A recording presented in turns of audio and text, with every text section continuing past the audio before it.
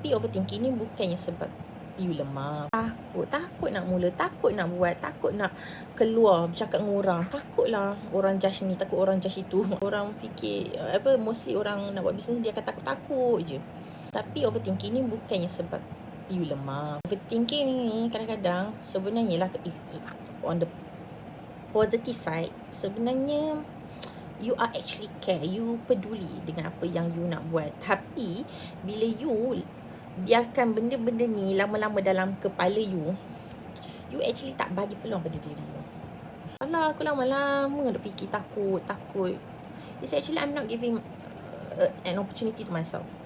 I buang masa energy. Sebenarnya memikir, overthinking tu pun sebenarnya it's actually drain your energy. So kita kena mula belajar untuk ambil tindakan lah.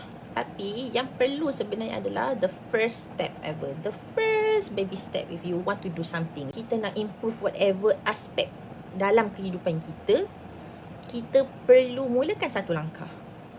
Sama jugalah, nak buat bisnes mesti perlu langkah untuk cuba berkongsi dulu. Action kita adalah kita kena bagi tahu ke orang.